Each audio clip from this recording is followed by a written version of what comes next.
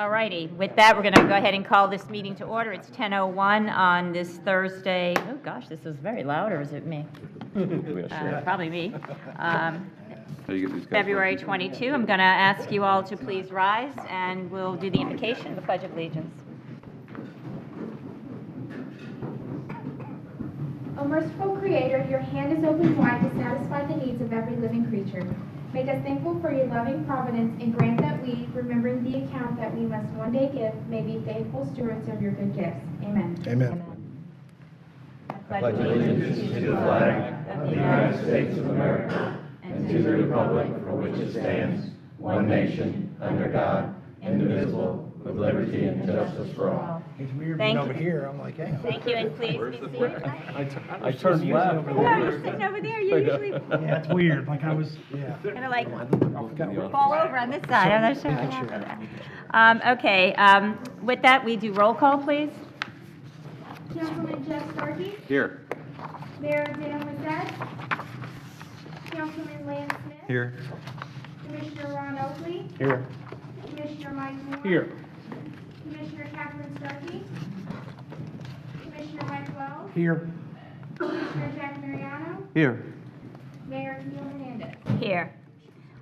Thank you. We do have a quorum. This is the portion of the meeting for public comment, public input. Does anyone in the audience like to address the MPO board at this time? Seeing none, move to item 5, approval of the minutes. We have 2 sets of minutes, October 12th and January 11th. Are there any additions, deletions? So corrections? moved.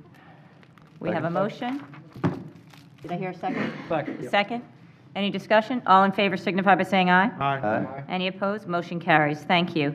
Now we're on to the committee reports. The first one is the Citizens Advisory Committee. And Ms. Kelly, good morning. Your name and address, please, for the record.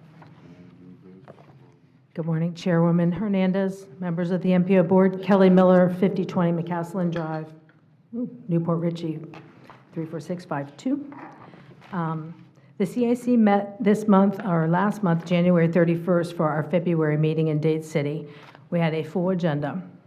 Our recommended approval of the 3 action items this month came with a lot of discussion. I must say that when we first heard that the fiscal year 17-18 TIP amendment concerned a substantial increase, over $18 million, really took us back. There were many questions and many answers. We patiently and rationally listened to the reasons and ultimately moved to approve. We are also looking forward to the 3-month public input that comes along with the long-range transportation goals and objectives.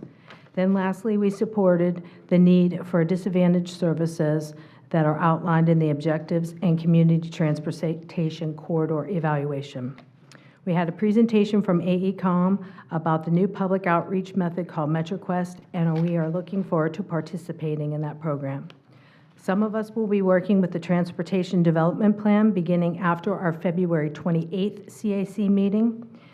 And I'd like to thank all of you so much for all your hard work and the outreach that you guys have been doing, because from my point of view, we have really been getting a lot of good feedback about what the MPO is doing.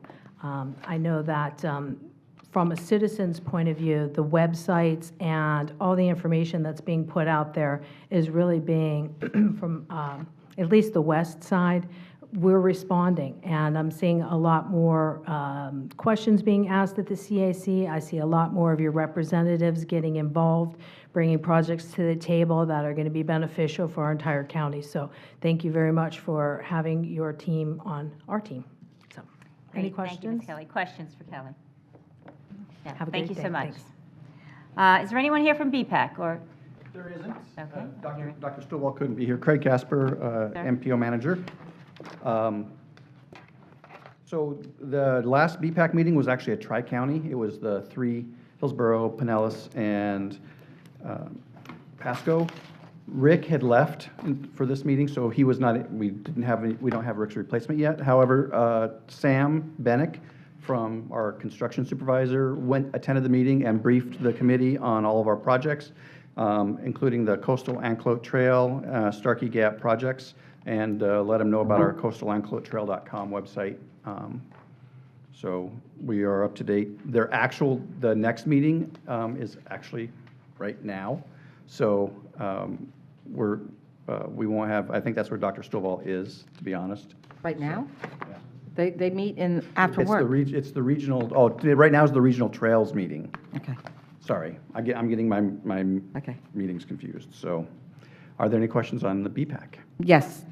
Commissioner Starkey? Have we hired someone? You canceled your last meeting because we don't have anyone to run to. We have 3 interviews scheduled. The first one is, I think, Monday next week, but we're going to knock all 3 interviews out next week and hope to have somebody on board by early May. And lastly, did the report from the engineers who did the study up in the San Antonio Hills get fixed up and resubmitted? It has not been resubmitted yet. It will be resubmitted very shortly. We had some pretty extensive comments in defense of the consultants.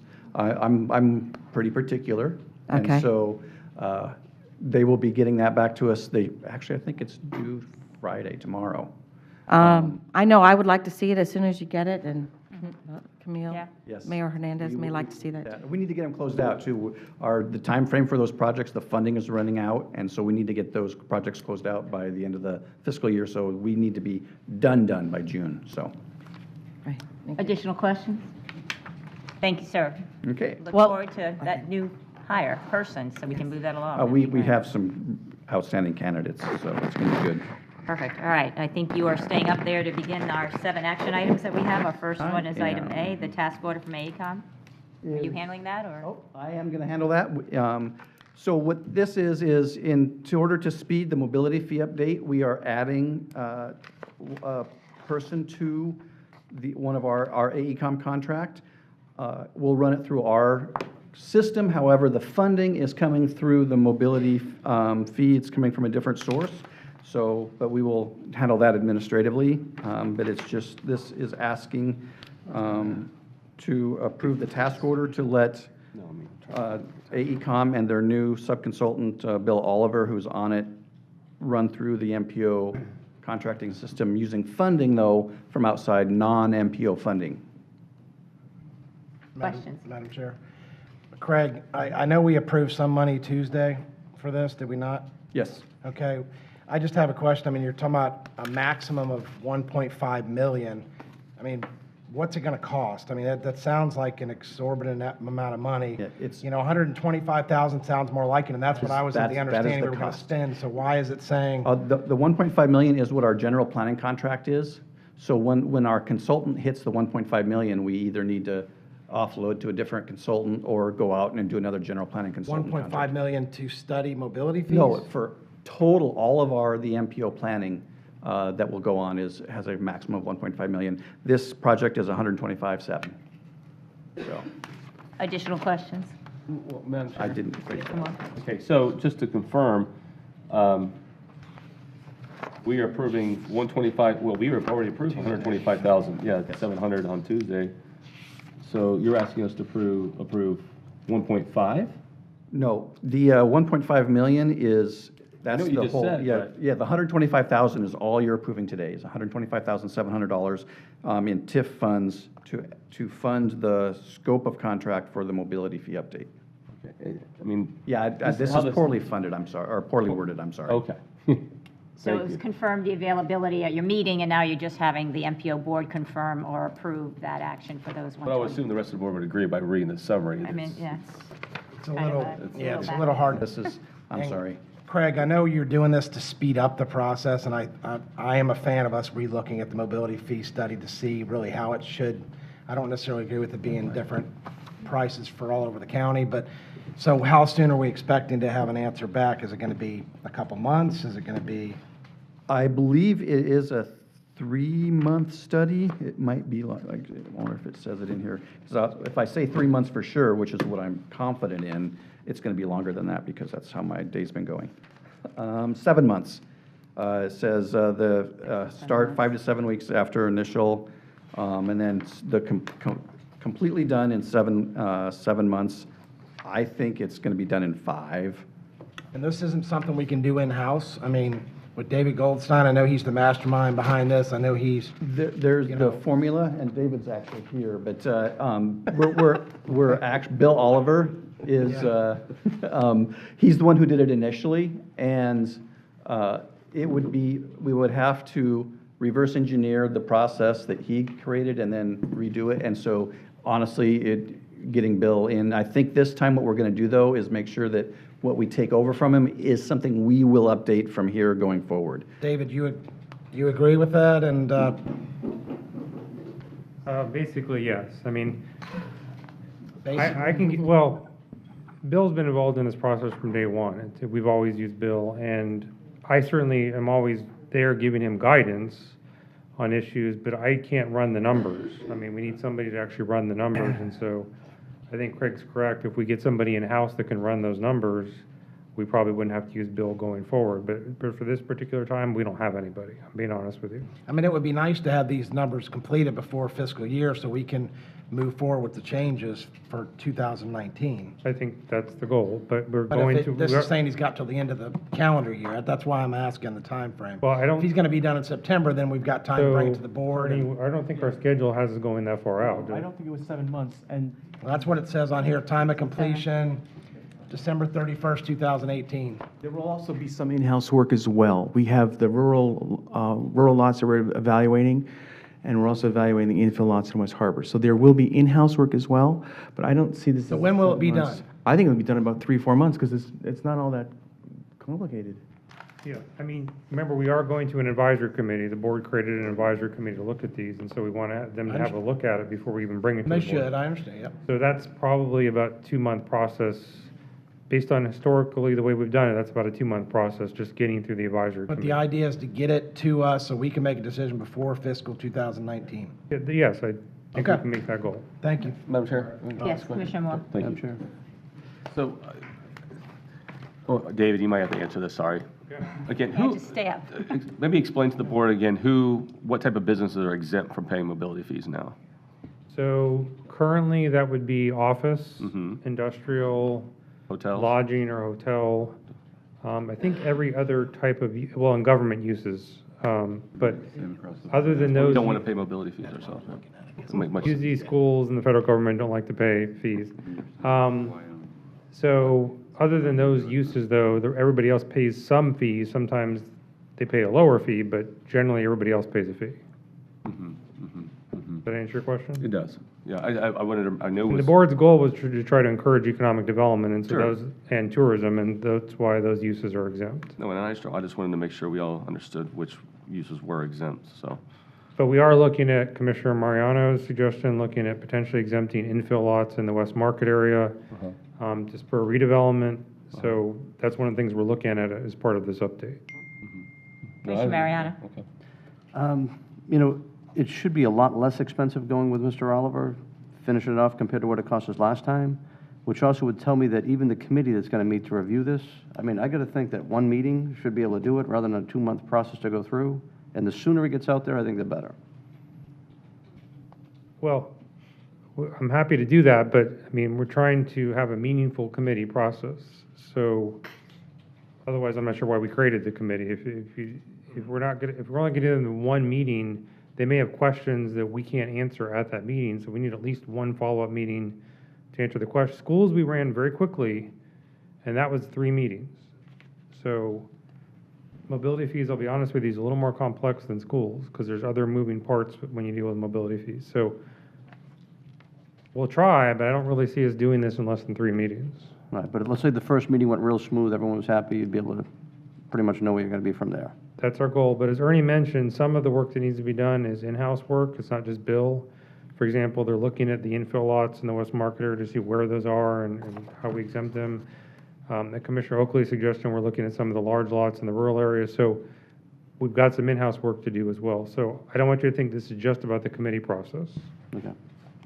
All right, next question I have, on the final page where it shows the allotment of money, Hillsborough's at 44%, Pinellas is 27, we're at 27, how did those, I think that's a different item. oh, different item, all right, never mind, Different sorry.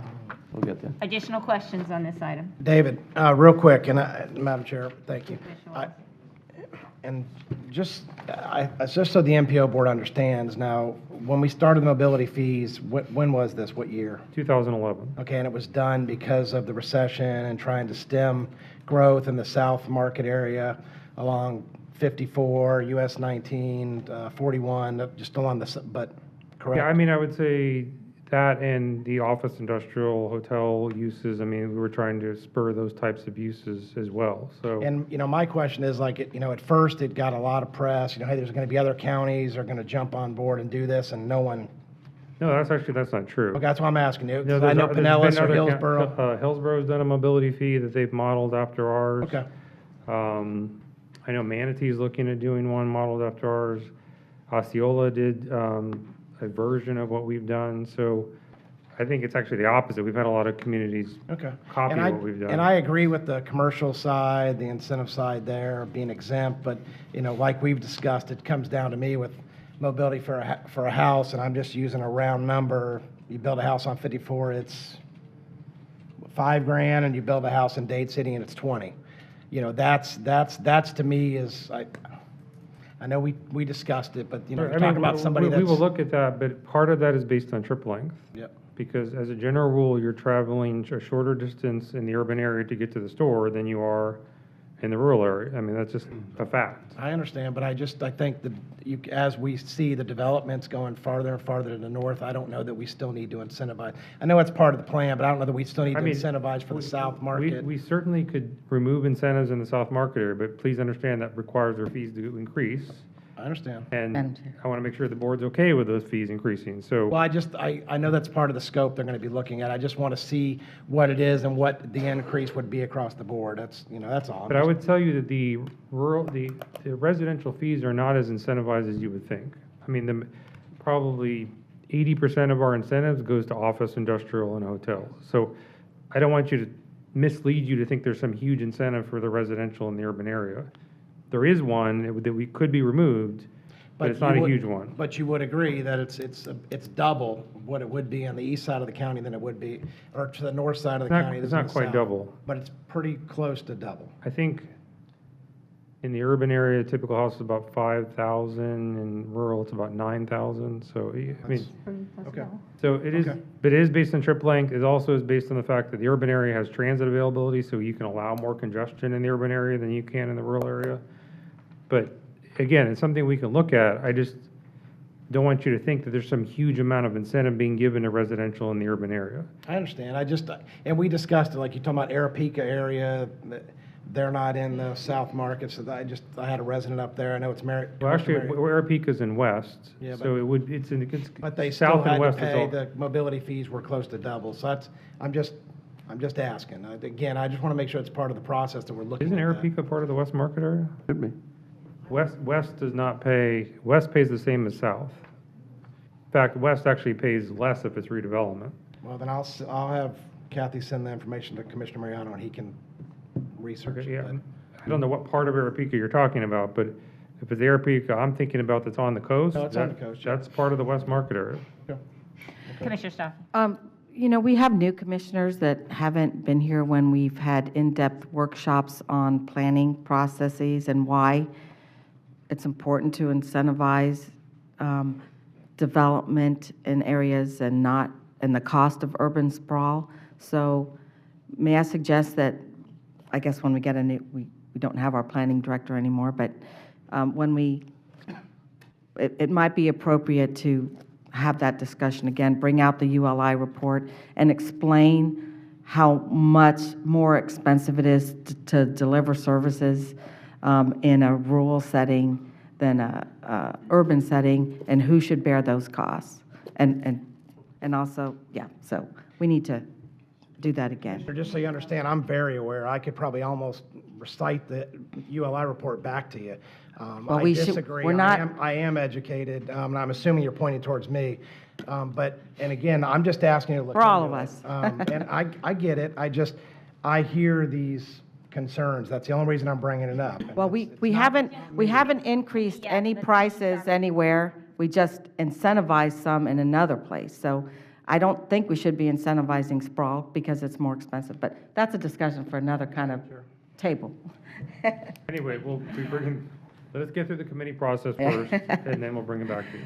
Thank What you. we do here is also a desire to move it along, and so get it before the next budget. I do think we need to Needs to be a vote here, correct? Approve, correct. So the action here is to review and approve the task order that's before us today Move for on the approval. mobility fee. We have a motion, we have a second. Further discussion? All in favor signify by saying aye. Aye. Any opposed? Motion carries. Thank you. Mr. Casper, the second item for fiscal year TIP amendment. This is adding $16 million to the $24 million already programmed for the diverging diamond interchange at I-75 and State Route 56. The reason is they encountered some issues with, I guess, what's underneath. They need to stabilize some of the area around the project. The good news is the $16 million is not coming from a different project. It's coming from a reserve pot that District 7 has, so it's not impacting any project negatively. However, in the zero-sum game that transportation funding is, it means that $60 million will not be available to a different project, but woo, we get ours. So the... I know. Can we see that again, Mr. Casper? So- Okay, and I know, let me see, questions? Commissioner Moore, you usually pretty take it vocal, out. you're No, good? we're All excited right. about this project getting started. I think we said by July is what we, is that correct still?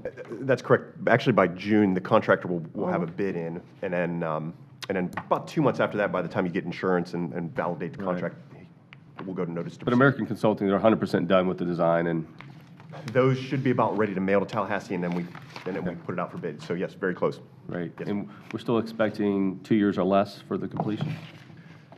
I don't know the current contract time. I would say 2 years is probably safe, but then you add weather and holidays Sure. to the contract, so Yeah. 2 to 3 years is probably, but we're trying to incentivize and move that thing. Well, it's just amazing what the one in the Sarasota area, as Brighton, kind of on the border of Sarasota and Bradenton, but it's just amazing. I mean, really, I've driven that route many, many a times, and now when you go through there, it doesn't stack like it did. It's just, No, I agree. It's wonderful. Isn't it? We head down south all the time for soccer Yeah. tournaments, and you just blow right by. it was right.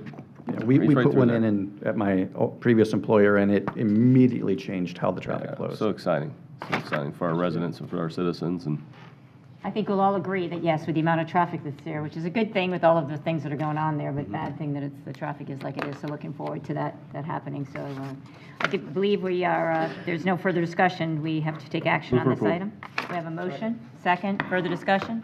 All in favor signify by saying aye. Aye. Any opposed? Motion carries. Mr. Casper, item C, task order AECom on the long-range transportation plan. I'm sorry, we need a roll call vote on that? Oh, I'm sorry, we do? So just reminded, I'm sorry. sorry. Okay, I did I not see should- that. Okay. Nope, I don't think we put it in the, No, I didn't I'm see sorry. that, so let's back up. We had a motion, we had a second, so let's do the roll call.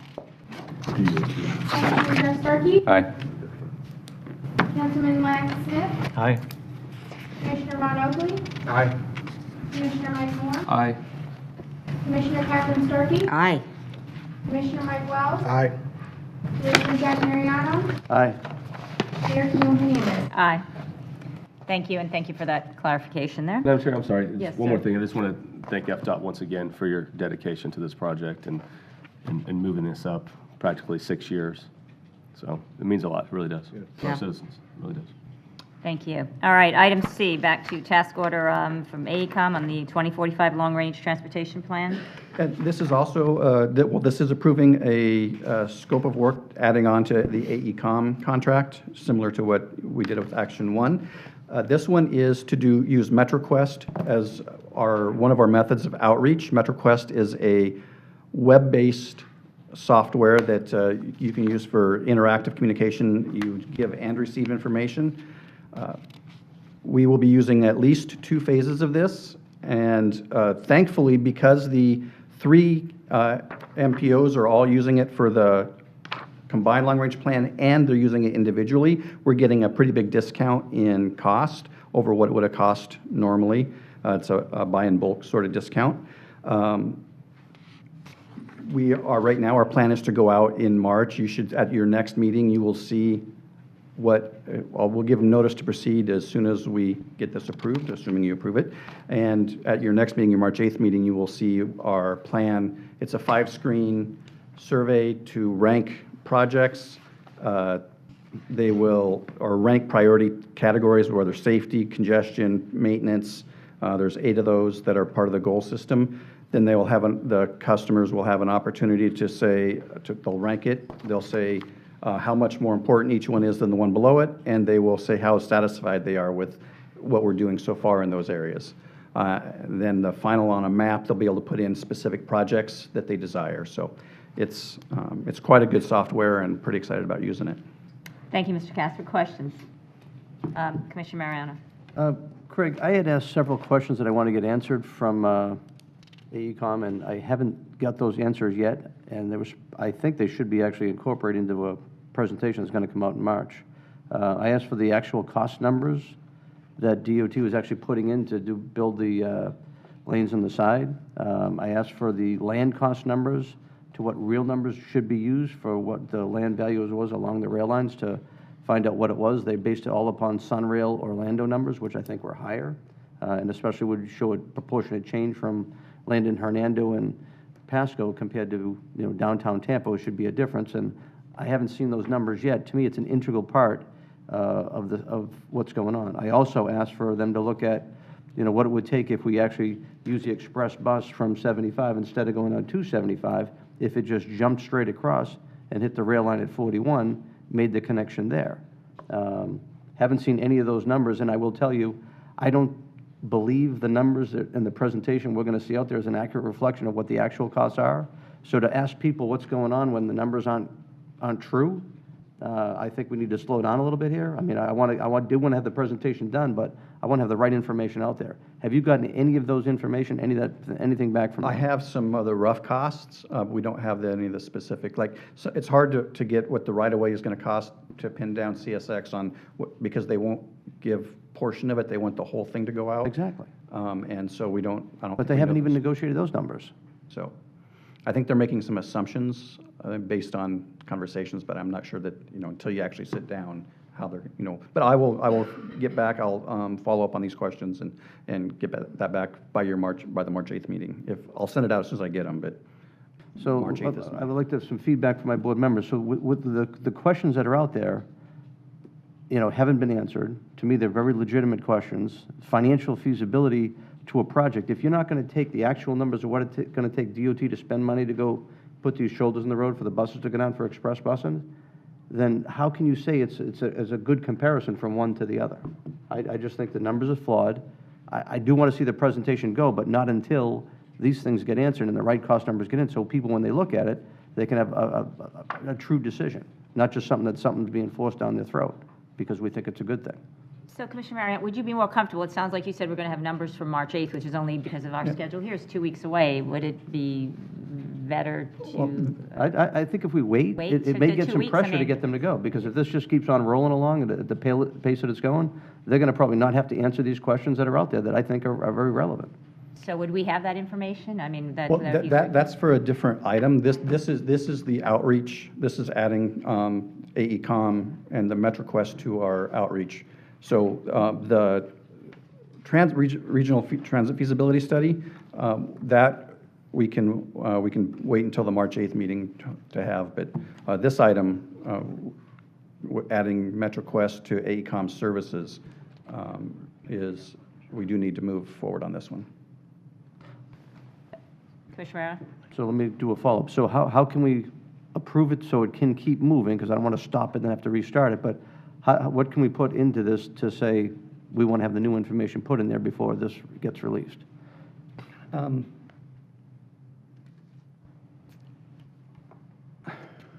Well, the regional feasibility study, that is being handled by T-Bart, and unfortunately, Scott Pringle's not here. He's not going to be here today. So what we can do is on the regional transit feasibility study, we can make sure that we don't put our support behind it until as a board, we're comfortable with where it is, where it's at.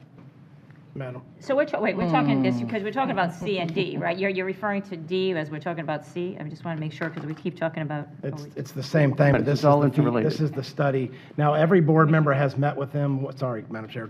Every board member's met with them to go over the plan.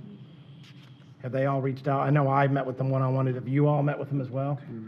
No. See, and that's the issue is, you think that they would have, and again, I forgot the number. I think it was 300 million. It was a big number. But board members that represent the MPO should have been sitting down one-on-one before we even Oh, interesting. come They only forward met with with the county this. commissioners?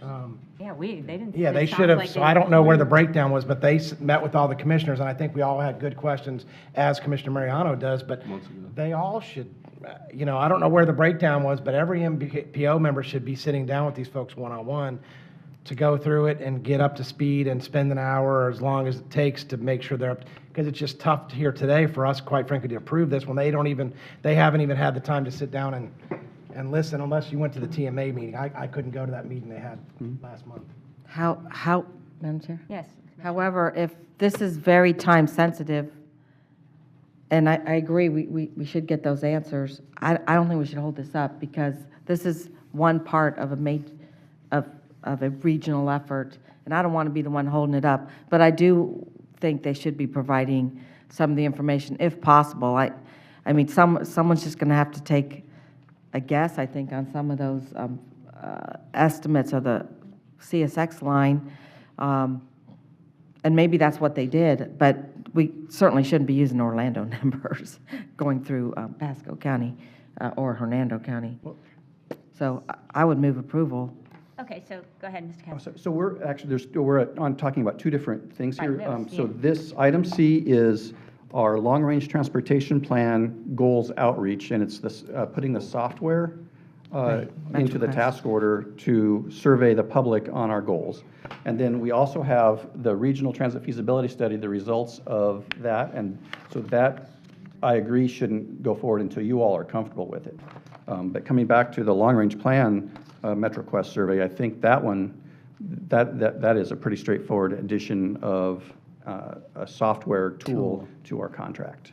And I'm comfortable with moving forward, again, not holding up, but yeah, I'm a little disappointed that I don't ever remember email or communication to us, and I think for all these matters, yeah, it's, we're sitting here, I think we all try to be very informed when we make these decisions, so I would encourage, I know we've talked about that and a few other things that have come up, that we were the last to be notified, so, yeah, I would like to get that before the March 8th meeting, that's only a couple weeks away, that the rest of us get the Yes. rest of the story. Yep, Or- and So- so what when would you- Ray's presentation will provide the information to you all of where we're at, and then I will definitely get with Scott Pringle, the project manager, to.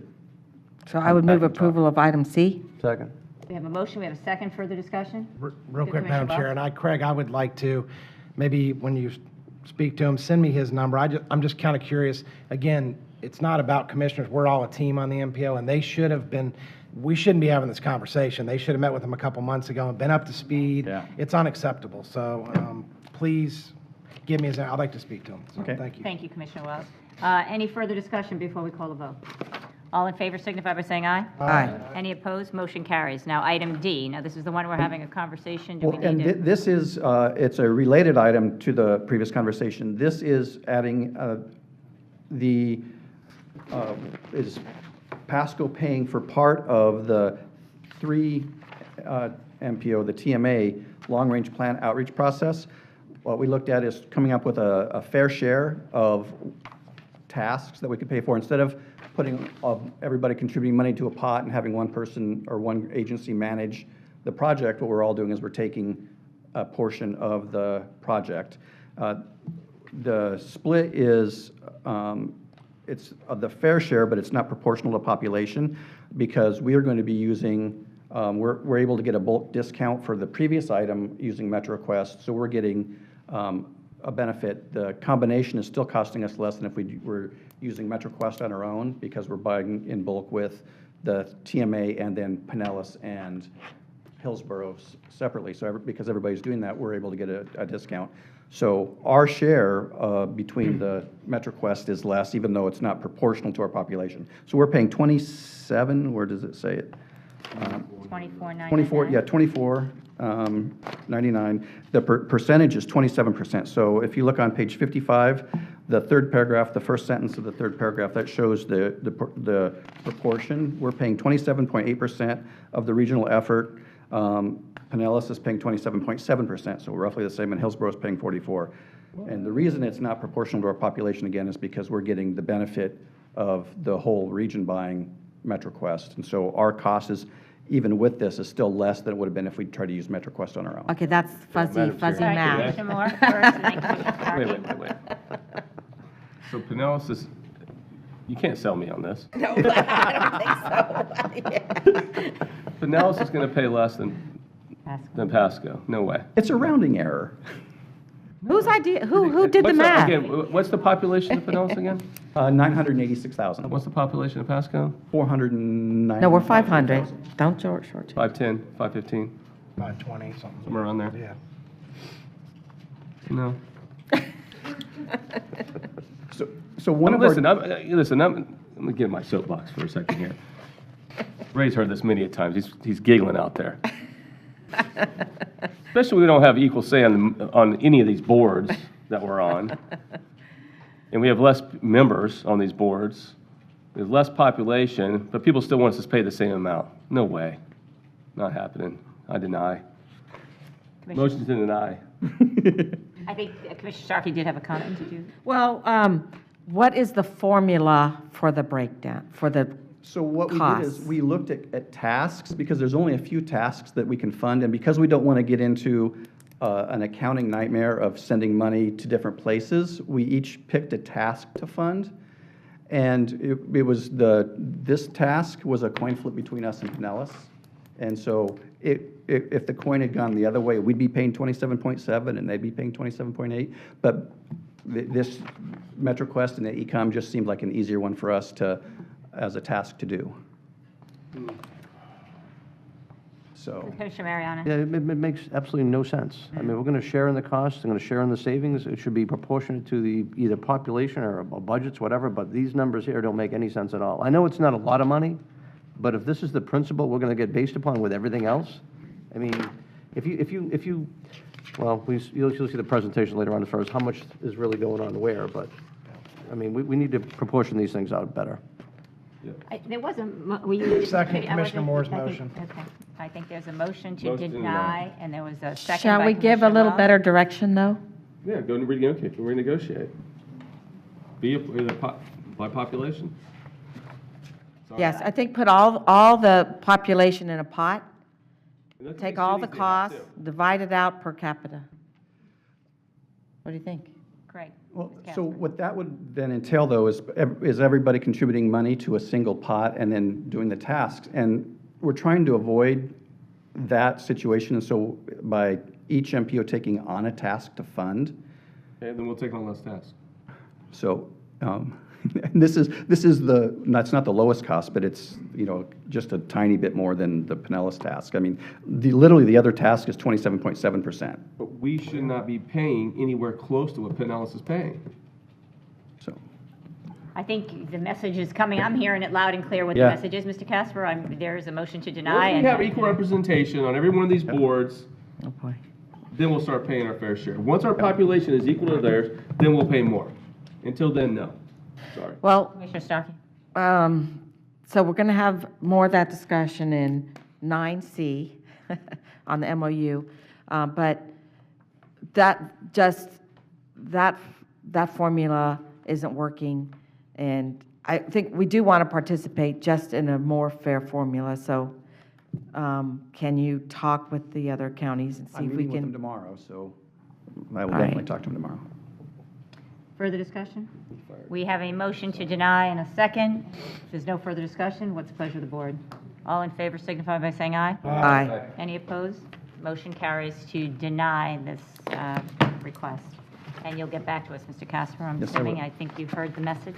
Yes, I did. That brings us to item E, the Community Transport Coordinator Evaluation.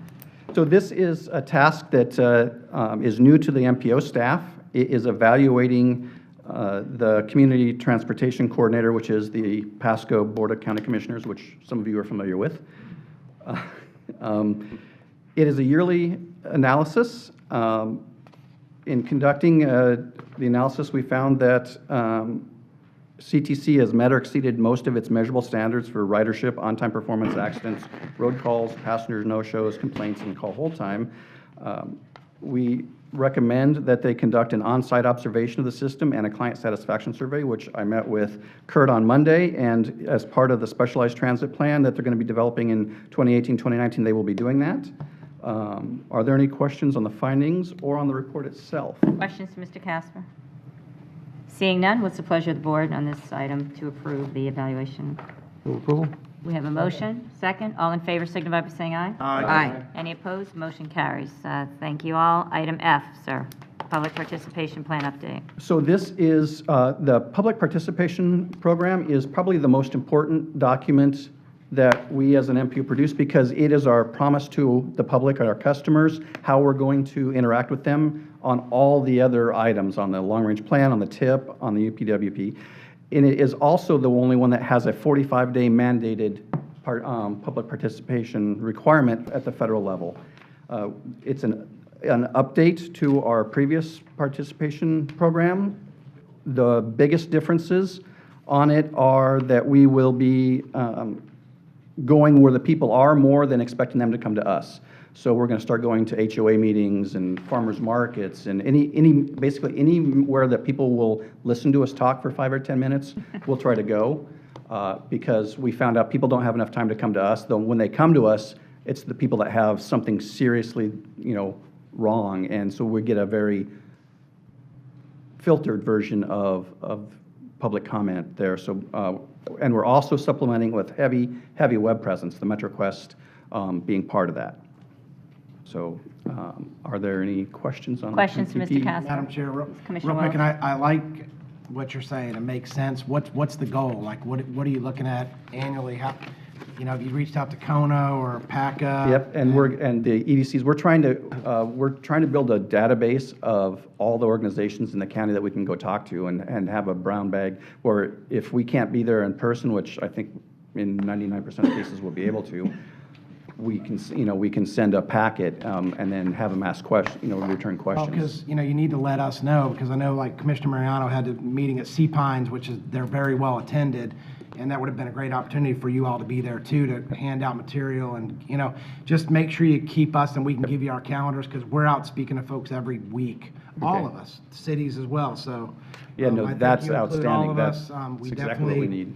That's the hardest part, is getting the word out there, educating folks, and we obviously, I think we all agree we want to help, but it's, again, now you have met with the EDC, because I know in the past, we haven't done a good job of being together, so. I've had discussions with them about using their mailing list, and so them with everybody else, they don't want to give us the list directly, so what we're working with is we'll send them something then to send out, and anytime that they have a meeting that they would like to have us talk, or if we have an item like the goals, which we've got a big one now, we're going to be going out, that we want to go out and meet with them now to generate. And I'm on the EDC board, and again, we'd love to have you at any meeting. You just let me know when you're ready. If you have any concerns, again, we need to all be together on this, support each other, and this is important. So thank you for doing this, because again, the more folks are aware, the more folks involved, the better. So thank you.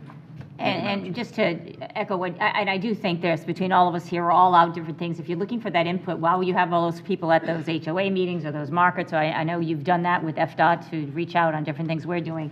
And that, yeah, while they're there, because to get them out another time for another event is just, they're not coming. Who shows up is staff, and the people all know the information, so that's not working. Commissioner Moore, I heard somebody down here. Oh, no. Oh, I thought there was, okay. Thank you. Okay, so with that, so I'm encouraged that you're looking for additional ways to get that input, because that is important. So with that, you are looking for us to approve the start of this comment period, correct? Yes.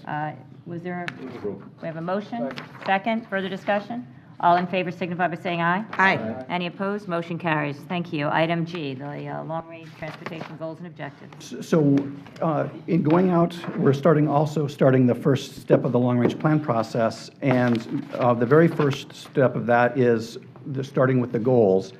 I don't think it would behoove us to do any work before we've taken the goals to the public that are our existing goals from our 2040 plan.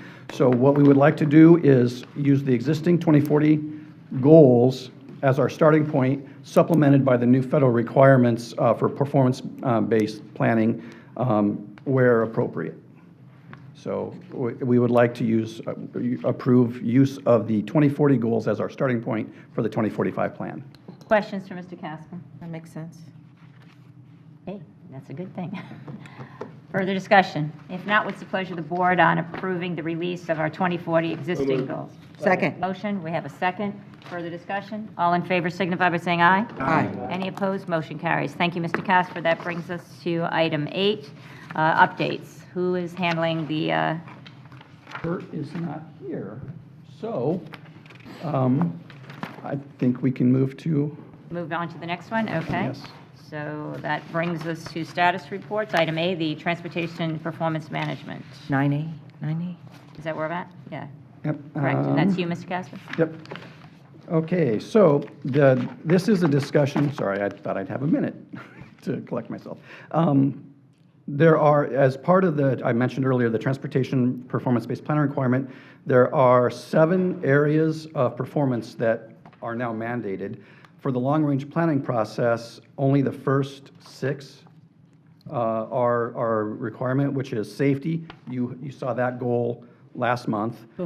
You'll be seeing infrastructure condition, bridges and pavement, congestion reduction, system reliability, and freight movement, and economic vitality, and then environmental sustainability goals coming forward as part of the long-range plan process. The reduced project delivery delays, that's not one as part of our planning process.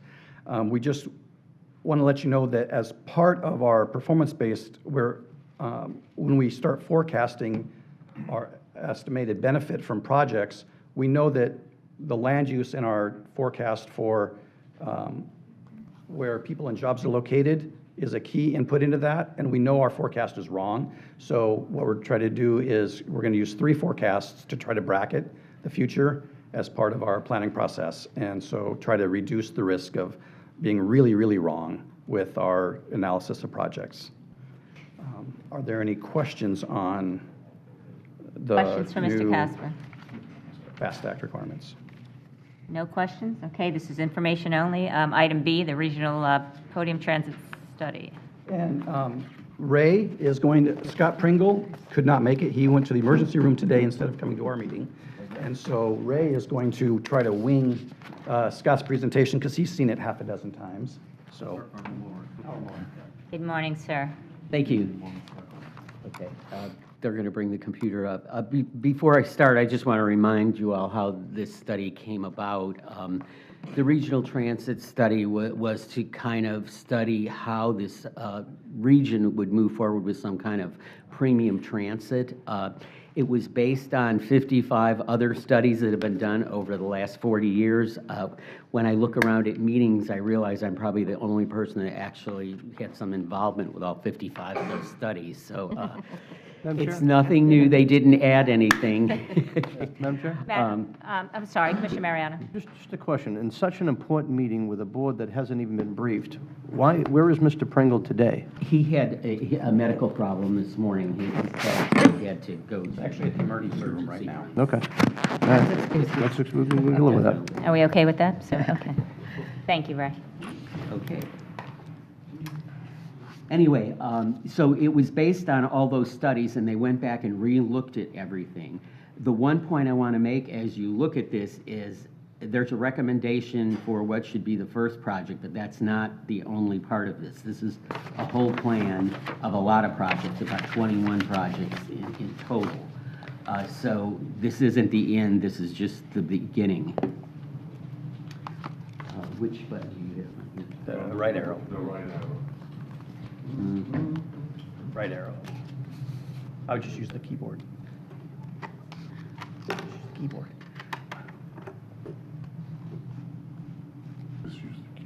Okay, great. Okay. As I stated, it's to define a regional transit vision for our area, our region, and it starts in 3 counties really, but it will eventually include other counties besides that.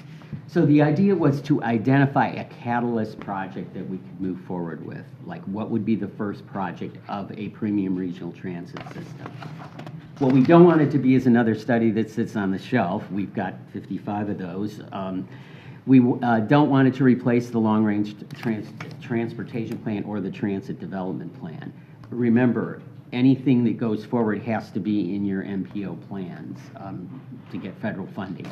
So it's got to be all of us working together on this. So it's not a replacement for future transit projects, and it's not the only transit recommended for Tampa Bay. Obviously, there's other transit projects going on a local level or even sometimes on a regional level. This kind of shows you the overall regional transit vision. So you see dark blue lines, which I would call the spine of the system, and then the lighter blue lines would be the areas that connect to that, such as Highway 54 and what you do with transit on that, to make all this work together. Modes, they looked at all different modes, you know, from rubber-tired regular buses to bus rapid transit to monorail, rail, ferry, all kinds of different things. They looked at 5 alternatives, basically beginning to focus on that spine I talked about, which was decided by riders and other things, not surprisingly, would go from Wesley Chapel to downtown St. Petersburg. It includes most of the major employment centers in the region and the densest residential areas in most cases of the region. So the focus became on this spine system. There's an add-on to that, just to let you know, the Central Avenue BRT in Pinellas County connects St. Pete Beach, will connect St. Pete Beach to this regional system. That's going forward for federal funds as a small start, and got rated a fairly high rating for the bus rapid transit on that line. So that even makes the system longer, not really totally a part of this study, but definitely connected. They looked at cost, and one of the issues that came up quickly was that what the federal government uses as a goal of $10 per trip would not be met by a lot of what the projects are. And to give you an example, if you do urban rail, light rail, for that whole system, you're going to have to widen the right-of-way of the interstate to provide a dedicated area for that type of rail. You're going to have to rebuild overpasses, all kinds of other things that bring the costs up to $4 to $5 billion. Rubber tires a little bit cheaper, but not much if it's going to be a totally dedicated lane. CSX was looked at also, a beginning piece of that, about a 9-mile piece. Rubber tire again, 340 to 420 million, and then urban rail, light rail, 800 to 1 billion for that 9-mile section, compared to the 41-mile section of the rubber tire. So you can see the different costs. The only one that really comes close on this one is the CSX rubber tire, just using the right-of-way for some type of rubber tire vehicle. So they went back and did what they call value engineering and tried to figure out, how do we get to the $10 per trip? What can we do to that 41-mile system to get it to the lowest possible cost? So they looked at the ridership numbers. Light rail gets more riders, but basically costs 10 times more to do than what the recommendation that they came up with as to move forward with. And I'm going to go through each one of these things. You can see the pieces again, starting in downtown St. Pete, going across to Howard Franklin, from West Shore to downtown, up toward Pasco County into Wesley Chapel. And what they came up with is something that would not need right-of-way expansion except stations. It would have 21 stations, 19 of them would be grade level, and it would take 80 to 95 minutes to travel from Wesley Chapel to St. Petersburg. Now, just so you understand, everything would not have to run the same way. In cities that have systems like this, you might have skip stops, where this particular, the A train, doesn't stop at all 21 stations. It goes faster for somebody that really wants to get from Wesley Chapel to West Shore, for example. They don't need to stop at all the stations. So those are all the kind of things that have to be worked out, and that's what we're looking to the public to kind of give us advice on. Going through each piece, I'll kind of tell you what the technology is for that. Starting at the bottom, the little dark spot there is the part of the Central Avenue BRT that's going to have dedicated lanes. So this could use that one last section from I-275 into downtown St. Petersburg that Central Avenue uses. Then when you get on I-275 in Pinellas County, you would have widened and hardened shoulders. So the bus would run, which is allowed by the federal government, to do shoulder running on the breakdown lane. One of the issues that we've heard from the public already that we've gone out, what if a car breaks down? Well, one of the things is the bus can go around the car. The second is that FDOT probably would be willing to beef up their ranger program and make sure that accidents are removed from that lane quicker. So that would use a hardened, widened shoulder. So again, no new right-of-way. Taking what we have now, the whole focus of this to keep the cost down is to use whatever existing assets we have and whatever existing assets that FDOT is going to provide in the modernization of the interstate. The next section is Gateway to the Howard Franklin Bridge. This is a difficult stretch for transit because you don't pick up anybody, obviously, in the middle of Tampa Bay. So you're not increasing ridership, but you've got to get from one side to the other. That would use the express toll lanes. The lanes that are going to be part of that bridge, they would use the same lanes free for the buses or the rubber tire vehicles to use those lanes. To remind you how those lanes work, it's dynamic pricing, the idea to keep the speed at about 45 miles an hour. It starts dropping during rush hour, the toll goes up to keep other people from going on it. Once you're on it, you pay what you agreed to by the sign, and it stays that way. But new people would make a decision, do I want to pay that much to go on those lanes or use the general lanes? So that's the part of the rubber-tired vehicle would be in those express toll lanes. Coming across to the West Shore area, there is a large green median. If you've been to the airport recently, you can see in the middle a transit envelope. They would use a dedicated lane between West Shore and downtown for the rubber-tired vehicles. And they would also have a way with the rebuilding of that interchange at West Shore to connect into Tampa International Airport and the new transit system that takes you out to the economy parking area. I think some of you probably have already seen that, but it's open now. And it does take the airport transit a mile to the economy parking lot, which is easier to get to than going into the airport. Again, this would take you to downtown Tampa. What you would do in downtown to avoid getting into the controversy of rebuilding the downtown Tampa interchange, which I know you're aware has been controversial, the rubber tire vehicle would get off probably around Ashley and for a short period be on surface level streets like Florida Avenue up to an exit called Florabraska, which is, there's a consideration to close that to automobile traffic but leave it open only for transit. The transit would then get back on to I-75 and go again, same as in Pinellas County, on the hardened, widened shoulders. So it would have its own lane again to use to go up north. I want to point out something else. At the same time, there is another study being done for Tampa and Florida for a more localized form of transit that FDOT is funding that would be surface level on Florida Tampa. That would connect that center part of Tampa to this regional transit system and possibly even be able to share stations together between those two systems. Again, this gives you a little bit more detail of those two studies and how they interact. Going up, then you would get to Bears Avenue, and then you would go into the general lanes at this point in time. Right now, those general lanes move pretty well for that period of getting up, at least into Pasco County. Now, the last part has to be looked at, in my opinion, because I know there is some traffic issues once you get to 54 and go on as to how that would be. But right now, it is in the general lanes. This is kind of a breakdown of the stations. For example, in Tampa, again, you have most of the major intersections, and this is all things that we need to hear from the public on to see if those are the right locations and what we should do. The project concept that I'm talking about, again, is a rubber tire. It is not a regular local bus. It looks like light rail, really behaves like light rail.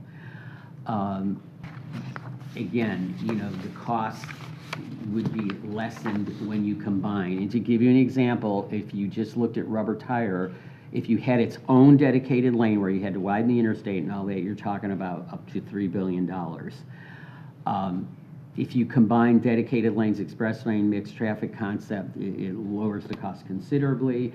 And then when you integrate it with future interstate modernization, it really lowers it to about $380 million to $455 million. I will tell you, it's not often that transit is being looked at the same time an interstate happens to be being modernized. We're lucky, in my opinion, that that's happening. It doesn't usually happen that way. They go totally separate directions at different time periods and all that.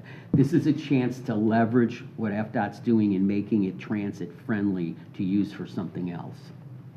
Ray, would you expand on that leveraging part? What do you mean by that? Well, you're leveraging it because you're basically using the interstate right-of-way that they already have, and they're already doing things too. So if they're doing shoulders, now you're going to just make the shoulders a little wider and thicker so a bus can go on them. So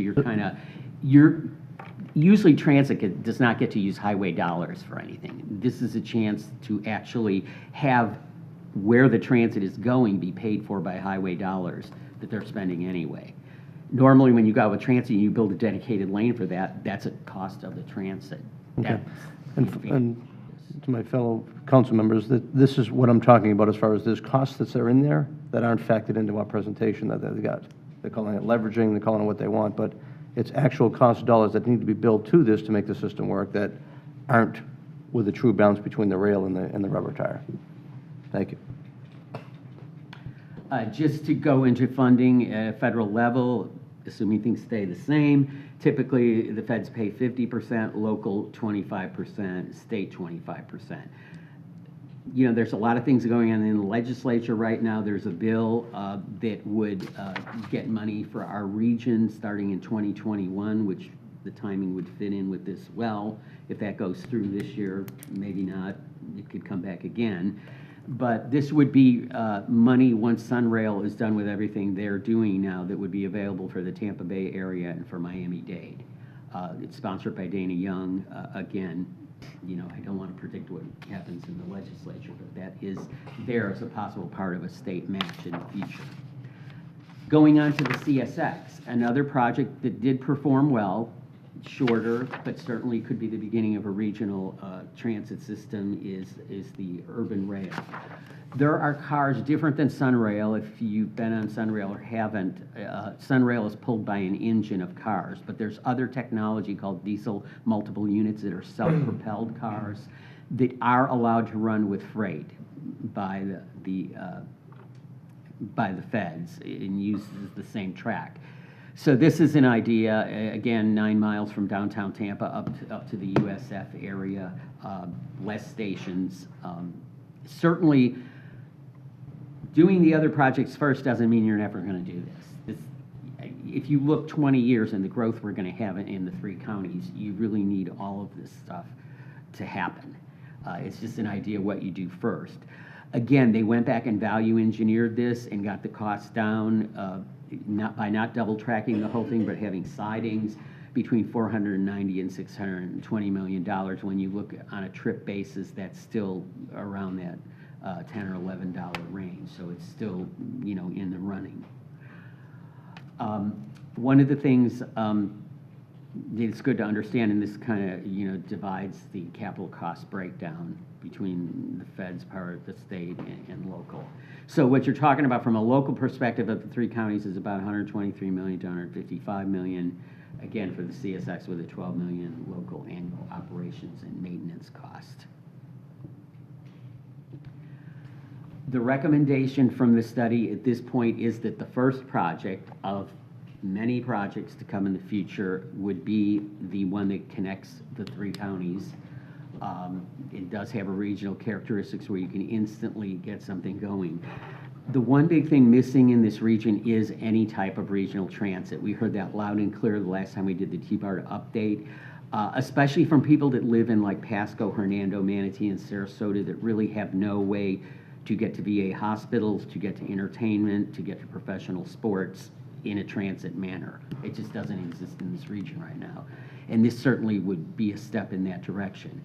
And then, of course, you have the comparison with the urban rail. Again, it's in that range that the feds could consider on a per trip cost. The difference is rail usually takes about 10 years to do. This could be done in 5 years with construction coordinated with what FDOT's doing. So you could work on both of these at the same time. It's just one you could get faster because of the federal process of doing things. So you don't necessarily want to abandon looking and going forward with CSX, but it just takes longer with the rules that you have now to do that. Madam Chair? Yes, And Commissioner Arana. I question that statement. If you go back to the slide. If you look at the real cost, now maybe it's a little bit closer with the numbers down from this section in here with Tampa, but if that's $11 to $13 there, they say they can do that for less years. It shouldn't be at 10 years. It could be done in 5 years or less. So the numbers there are being disputed at this point. Who's they, when you say they? Who's disputing it? You said it can be done in 5 years. They It's, said that. well, Who said- Commissioner Kemp's actually researched that out, and she figures that it could be done in 5 years. And that's from CSX information, and that's going along with Sunrail, I guess, with where they've done it before. And maybe it might be a good idea for you fellow commissioners to talk with her as well. When you look at the cost per trip, again, I just wonder if that number's the right one. Thank you. Okay, this compares the two systems. One is 41 miles, one is 9 miles, one county, 3 counties. Capital costs, annual operating costs, the number of jobs within a half mile. These are all things that the federal government looks at when they're rating, supporting a project. And then the population of households within a half mile. Again, we're not talking about regular local buses. We're talking about a different type of bus here, or rubber tire vehicle.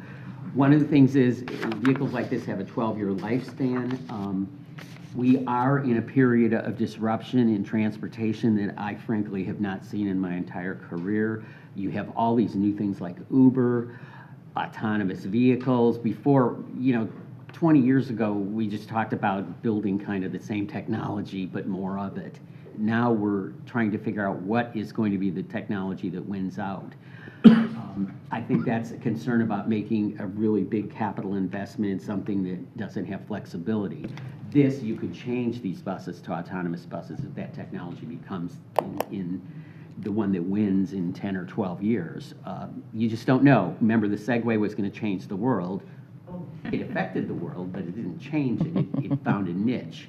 We don't really know what the public's acceptance in the long run is of autonomous vehicles. It may be a game-changing thing. We just don't know that. We're going through a disruptive period in transportation technology. Madam Chair? Again, these are just more Well, pictures. I'm saving mine for the end, so why don't we let him do his, Well, these are points that Commissioner are going on, Mariano, that it's when you just take the whole thing and try to go back to it, it doesn't work that way. Commissioner So believe Mariano. me, I've seen this presentation a couple of times now, so the question I want to ask, you just made a comment, and I didn't hear this quite before, so I appreciate you saying it. You mentioned the lifespan of these vehicles for the rubber tires, 12 years? Typically, yeah, a bus-type vehicle, yeah. Now, when we factor in these costs that are per mile, so you're factoring in that it's going to be replaced in the 12 years, and You know what? I can't answer that, but I'm sure Scott could, and I don't know. okay, because the other question I have to follow it with it, years ago when we had a diesel unit that was here, that was then brought up to California, was actually here and ran on the Oldsmar tracks in that area there by Ed Taranchik, ran it out there, and then it was shipped over to there. It ran for 20 years, it just got replaced. So I'm wondering, They does have the a cost per mile? Rail usually has like a 20-year. Okay, so did that get factored in as well as far as what we figure cost per miles? That's certainly a question that can be answered. Okay, thank you. Ray? Yes. No, go Oh, ahead. okay. And one of the things is, since this is not having to pay for right-of-way, really, the right-of-way is being provided by the interstate modernization.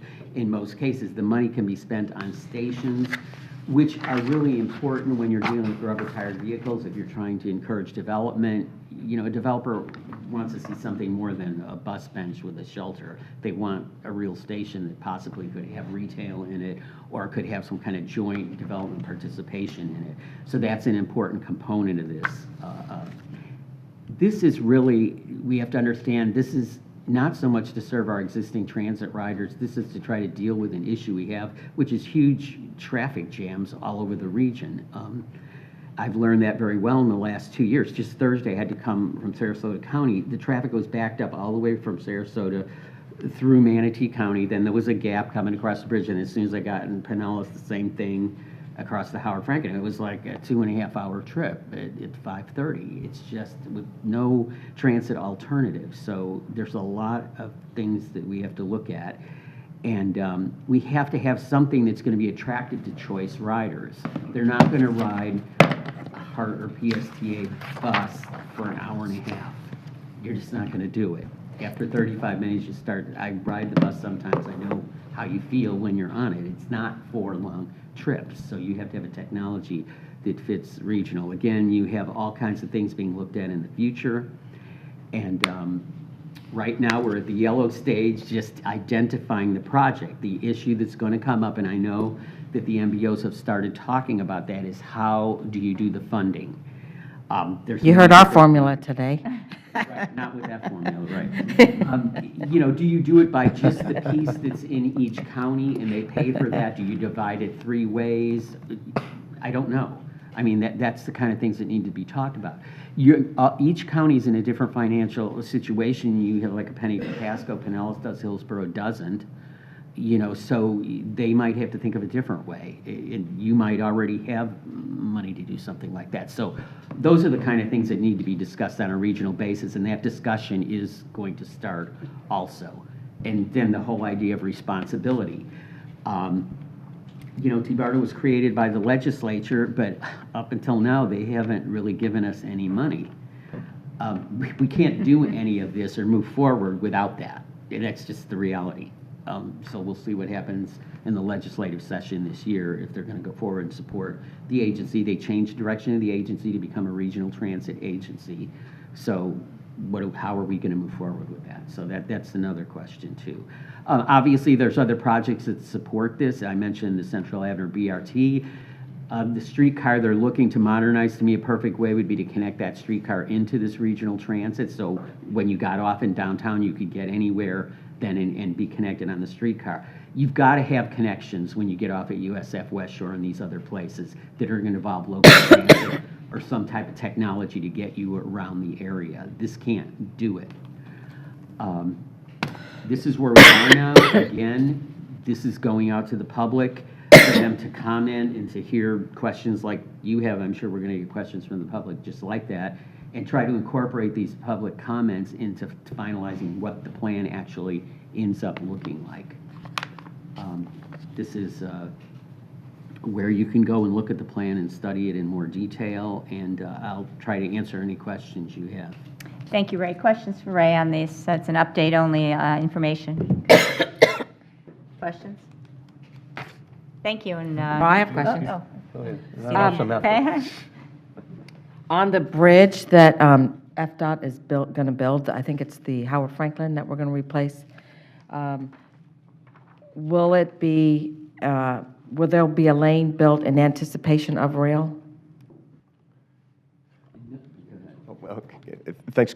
Great question, Commissioner. The bridge is being constructed such that the structure can handle light rail in the future. So right now, it will have travel lanes for express lanes as well as a bus use, BRT, if that's the choice. If the region comes up with a light rail plan to go across the bridge, we can convert that. It'll be strengthened such that you can put rail on it. And then we would widen another bridge to take any. Okay, so it'll handle the bus and the rail, not necessarily bus or rail? Correct. Okay. I recall at one of our TMA meetings that said that, I think the secretary said that FDOT doesn't have anything to do with rail. But then I looked up and it says that the FDOT is involved with the Sunrail, so I was confused. A couple of us were confused at that meeting. I think what he meant was that FDOT does not run transit, and I don't believe they run Sun. Yeah, I think that's what he said. FDOT doesn't do transit, but then I saw that they had, that the Sunrail was part of FDOT, so what does that mean? Yeah, FDOT, you know, they had capital and operation through statute, actually, some of specialized for Sunrail. So FDOT had quite a bit of involvement with that. That was a consortium of counties, cities, federal government, state government coming together. So there was involvement with FDOT on Sunrail. The Secretary, you know, from the discussions we had, T-BARTA legislated mandated for the regional transit in this area. So FDOT is going to take our direction, you know, with consensus from all the stakeholders from T-BARTA on what ultimately it wants to be integrated into the DOC system. But we We have plenty of grant programs. We provide transit dollars for multiple options. If rail is chosen, DOT, and it went through the FTA process, we had consensus, there's a funding plan. Department would have an opportunity from state dollars to match those. So we would have opportunities to match with rail if that's the chosen and it went through the process. Okay. I personally feel transit-oriented development is a huge part of this project. And I just really want to be sure, I'm sure as you all do, that these stations are done in a way that really enhances the value of the property around it. One thing on your chart there was, if you could go back to the one where you were comparing miles, I'm not sure that was an apples to apples. And listen, I'm in favor of this BR, whatever we call it, the BRT plan. But I did have a question on this. So that is not an apples to apples comparison, and I'm curious why, when the CSX line does go from Hernando to St. Pete, why you're saying it's only one county? Well, okay, but this piece that we're comparing is only in Hillsborough County. It's only going from downtown to USF. It's not going. Why? Because I think the cost per trip, the ridership drops off substantially after that, and the cost per trip goes up to where it's out of what the federal government would consider supporting.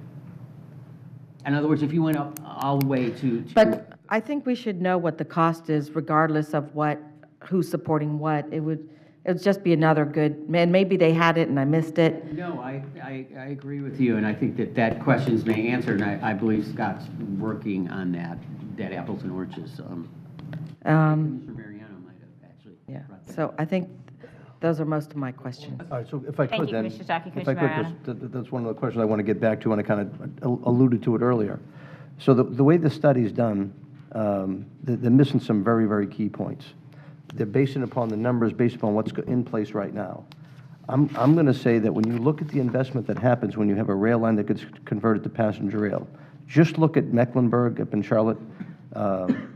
They spent $430 million to go build the rail line, converting it from industrial line to passenger line.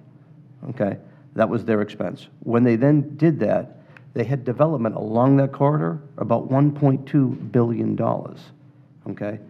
That investment right there changed the whole structure. So now all of a sudden, people going to a hockey game or whatever basketball game was going down on that whole line, the development that goes around that now gets a lot stronger.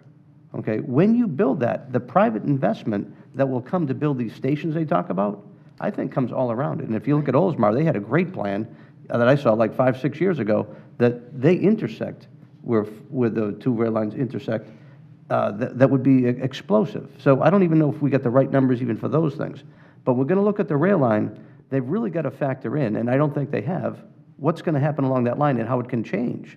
And they haven't done any factoring at all of, let's say, along 75, 56, if they put a BRT bus running straight across, hit the 41 corridor, now what would happen with the trips that would really go there? And you could use this on the other side of 54 as well, coming right across to connect to 41 to connect that rail line. And what would the trips actually be if they actually made that BRT connection there? How many more people would be going up and down and connecting on that rail? And that would now go a lot longer than this here. And then what would that do if you had then factored in, if you actually used the rail line going all the way up along 41 in the heart of Land O'Lakes and the heart of Hernando and Brooksville? What would happen there if you put these structures in and you had that development coming in after that? None of this has been considered. None of this has been factored in. And that's why I feel we're not getting an apples-to-apples comparison to what really is the best thing for the region. And I'm going to say, I applaud CSX for a few years back coming to the TMA. DOT sat for the 9 bullet points they had about the things that they wanted to have us look at. Those 9 bullet points were looked at and sat on for 9 months before it even hit the TMA.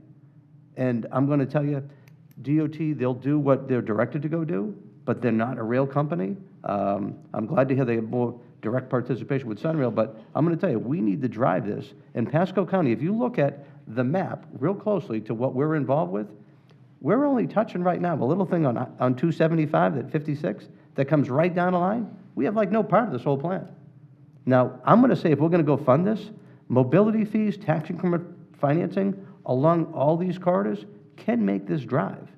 But we've seen Hillsborough fail in trying to put a special tax in. We've seen Go Pinellas fail, even though they had the right idea. Because they know when redeveloping along 19, that line is for them to connect down there was a good idea, and they were going to get development along that way. We're not getting any of the benefit with BRT because it's a temporary thing that could change. When you use the rail line that's there, you're going to get the commitment, and they're going to see the permanence of it compared to what we're looking at right now. I just want to remind you, this isn't not saying not to do CSX. It's just identifying what's the first project to do. Everything you said is true. I have to tell you, though, if we're going to use federal dollars, we have to follow their rules. I don't know that they have as much emphasis on future development as they used to when they're judging. I think it's more based on what exists now, but I could be corrected on that. Commissioner Starkey has a question. I agree with Ray saying that I don't think that in this county, I don't think we should stop pushing for the CSX, but I think that's a much longer play. And I think that this region, which has been trying to get something going, I don't think we should stop that. I think that this plan, if I'm not mistaken, they have the money for this. They have the money for this plan, FDOT. Yes. As part of their Hillsborough Next pot. So I think this is a good thing for the Wesley Chapel area that's just growing and growing. You know, we're expanding 56 out to the right, and so this is very good for the Wesley Chapel area. They just invested in the Suncoast to put in that managed, that I think it's called a managed lane. I get my terms wrong, and I think that's very good for the west side of the county. And I think knowing that our population is supposed to double in 20 years, and it takes a long time to put these kind of projects in place, I think the CSX is definitely going to start getting more and more traction. And I don't think we should stop putting the heat on that, but I don't think we should stop this project at all. This is important for the region. The spine is a critical spine. It's low cost. It's easily adaptable to new technology, and it has a lot of support regionally. So I would say don't stop this motion, but let's keep the fire on the CSX line. Commissioner Moore. Thank you, ma'am. So, I know we got to move on because you got a heavy agenda still, and so we we probably need to got move on in a run out of second. time, yeah. But just following up on a little bit what Commissioner Starkey just said, is that, yeah, I support Tampa Bay Next. I'm a big supporter of Tampa Bay. I'm a supporter of managed lanes, and I've said it over and over again. The only thing I would like to see when you're studying this and over the next several months, if we could possibly look at extending that dedicated lane into Wesley Chapel. I think it would be, again, thinking about the future and the growth in the future, it's going to be needed at some time, so why not do it from the start, if that's a possibility. Matter of fact, if you don't mind, Commissioner Moore, we are looking, right now, our environmental study, so to speak, that we're looking at goes up to about the apex, the Bears area, or a little bit south of the apex. We are looking to coordinate, to see about environmental study, taking managed lanes all the way up through Pasco County. So we are looking. That'd be Yes. great. Again, we're supposed to have a hub here in Wesley Chapel, so a hub without a lane, a dedicated lane, or the managed lanes. It makes sense, but maybe not as much sense, in my opinion, but I'll continue to support it. And again, CSX too, I'm with you, but we got to do both. We can't just do one, in my opinion. Right. Again, thinking about the future. We're always behind, so let's get ahead of it now. One more question, sorry, and I apologize. You finished the public outreach this year. Again, what's the timeline we're looking at for design and construction? I know we say 5 years, but total. Let's say 2019, you're done with your public outreach. What are we thinking? 10 years total?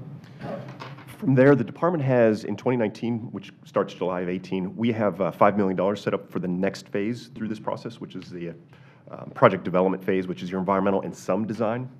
So that's a 24-month process to go through that. So that's 24 months from somewhere in 18, 19. And then after that, the design of that, I don't have dates on that, but Tampa Bay Next is a system where we can have several parts constructed.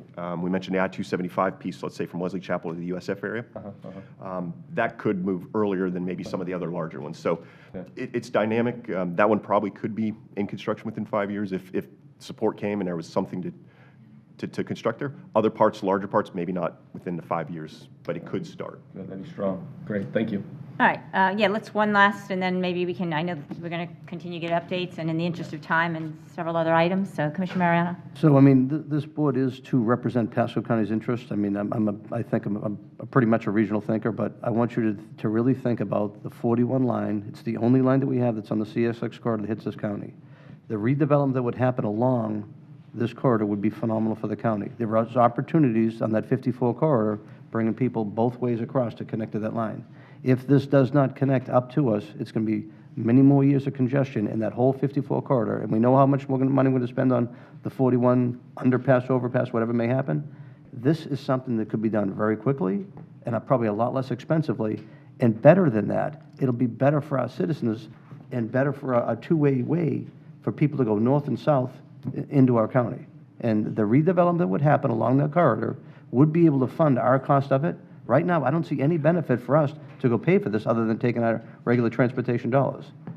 The mobility fees we talk about to help us, the tax increment financing, and I think one of the gentlemen mentioned another topic, it escapes me the term, that they use as well, another same term as tax increment.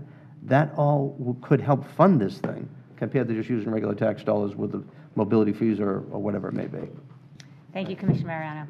I think we're going to move on, and just going to keep us posted. Thanks for all the good discussion, comments, and with that, We're on 9C, I think.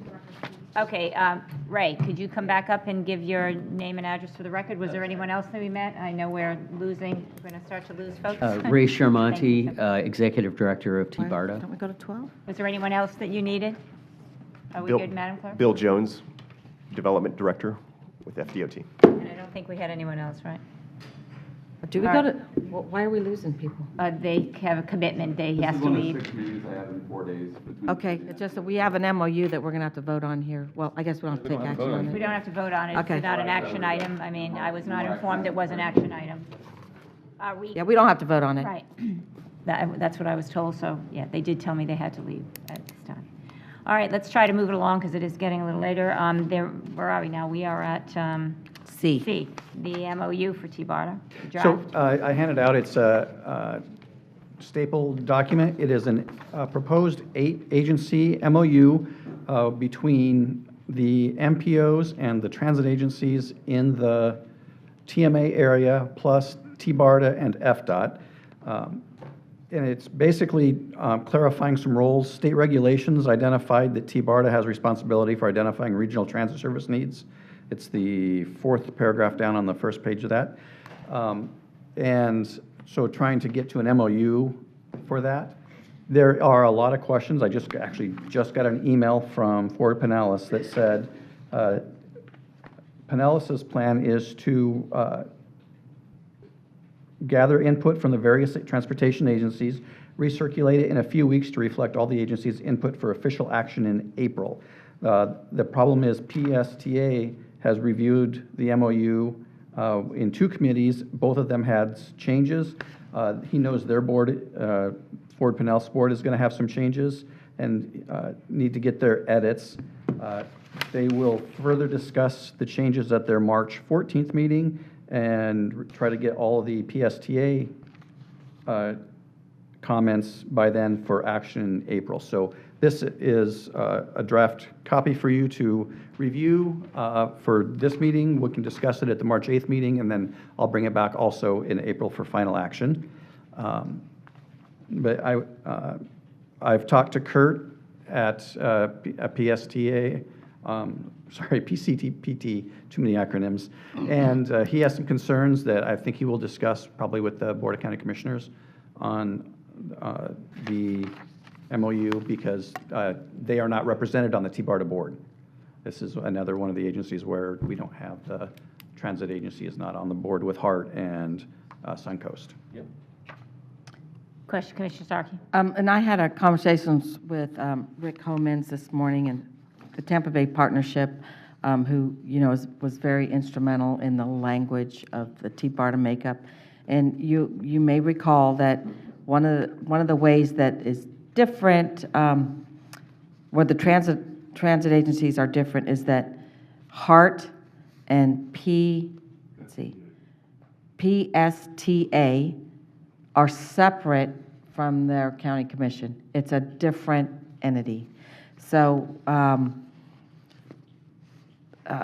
and yes, I wish we had had a governor appointment on some of those governor appointment opportunities, but, I called a couple people. I couldn't get anyone to step up. I tried to get Will Weatherford to do it. I do have a very good friend on there, Kathleen Shanahan, and I don't know the other folks, but I do believe that T-BARTA has the region in mind. I do. And I don't know that this is ready for us to sign. And David, I'd like to ask you a question. I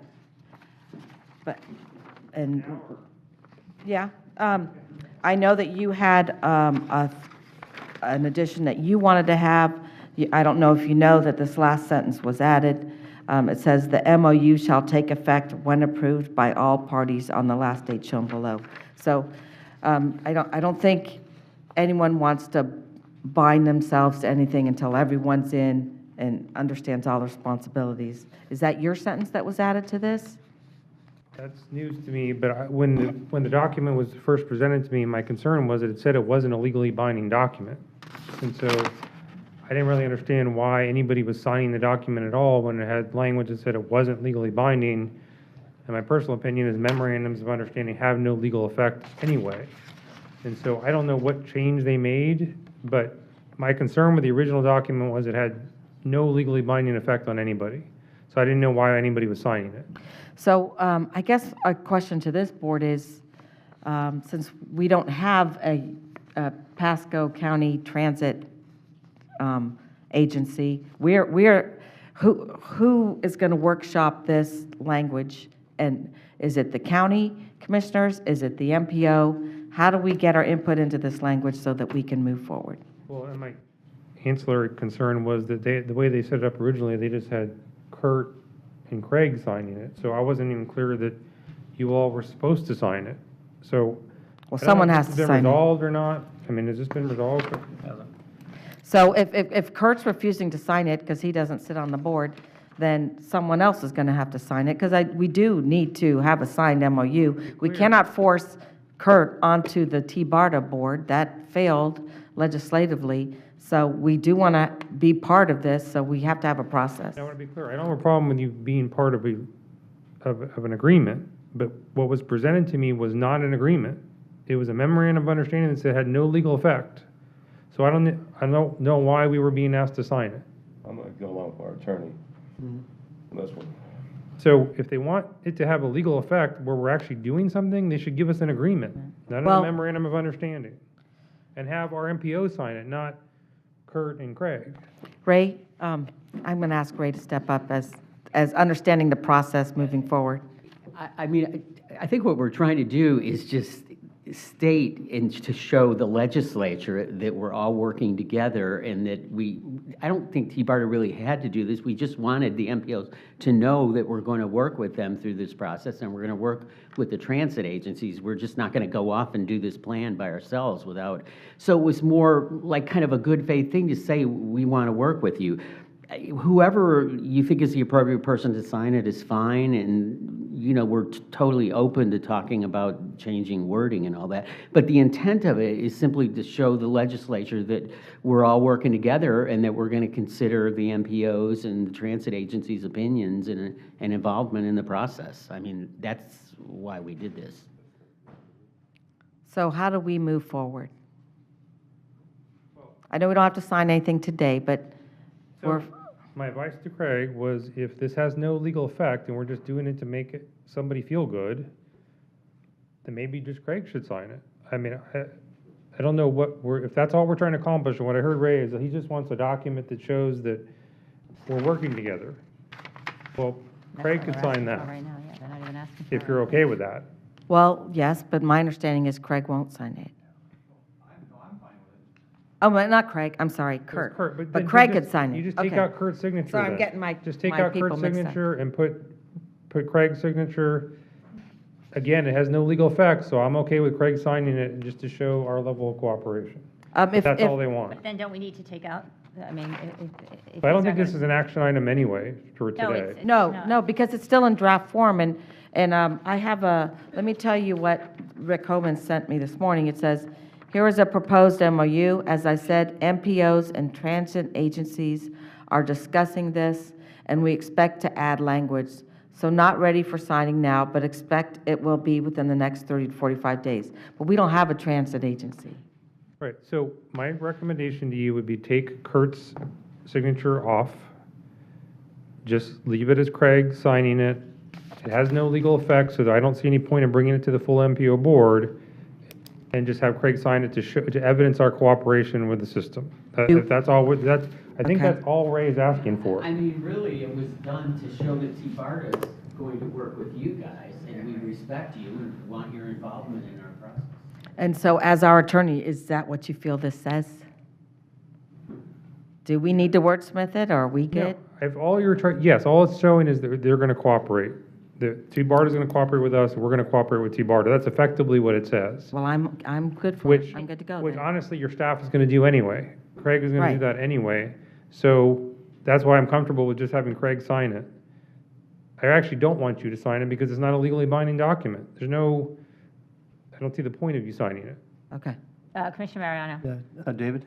Yes. When you say take away Kurt's signature and have Craig sign it, to me, we might as well just take out Pasco County Public Transit completely. and Yes, just leave yes, it as yes, MPO. you would take out. Have to you- remove you that, just- what's the point? See, yeah. we are wordsmithing. So, I And to mean, the so extent- just take out that whole section and then just have Craig sign under the And to the MPO. extent Craig needs to coordinate with Kurt, he can do that. I mean, he does it anyway. Okay. Well, that So- solves that problem. So will we get back as a noted item or something, so we know if we're not signing it or involved in any? I think Craig, after he signs it, could just put it as a Let us noted know, item or on your noted, or agenda. let us know. All right. We done with this? Yes, Okay. sir. Thanks. All right, Ridge Road status, and if we can try to keep it brief. Sam, Sir. very brief.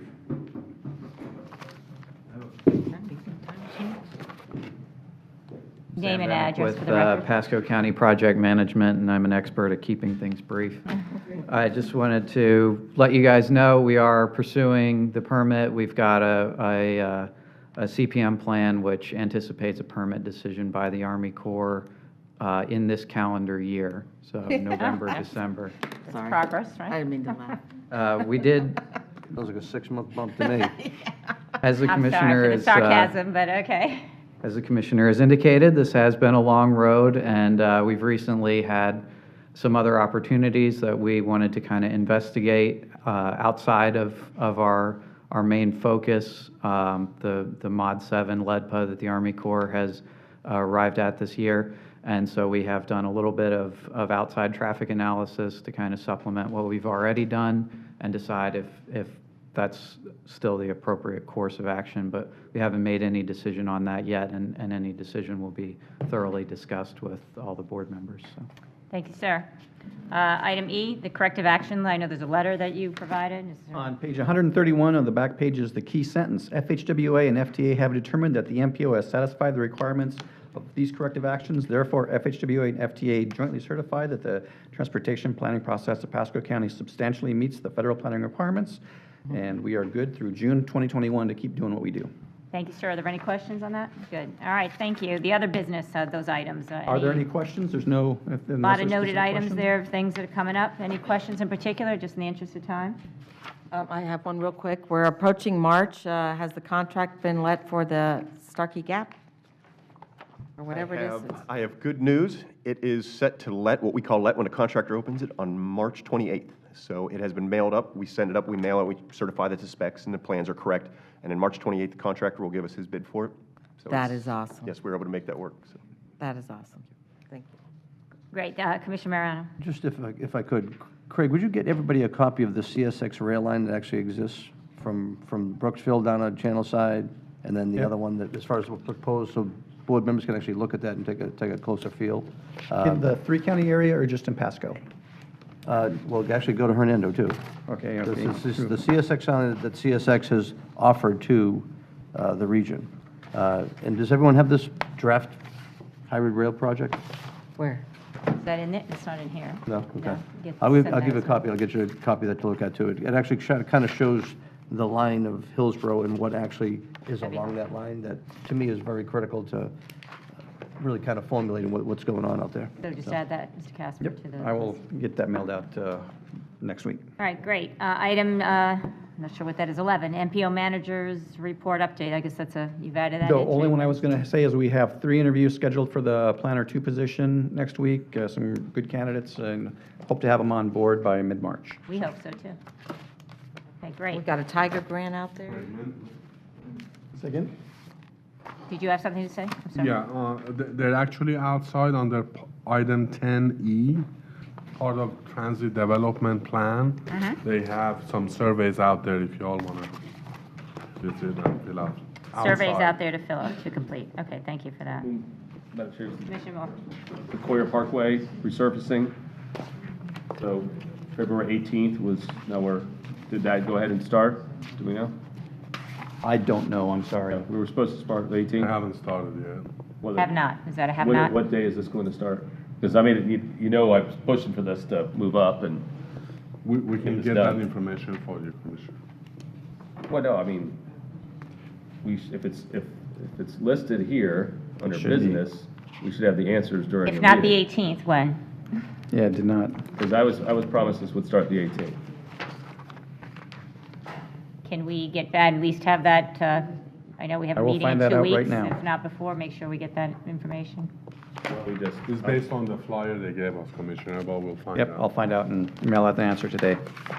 yeah, I'll be here for a little while. Maybe we can just, I mean, I can call somebody myself when we're done with this meeting, but If you can get the answer and just let everybody know on the board, that would be great.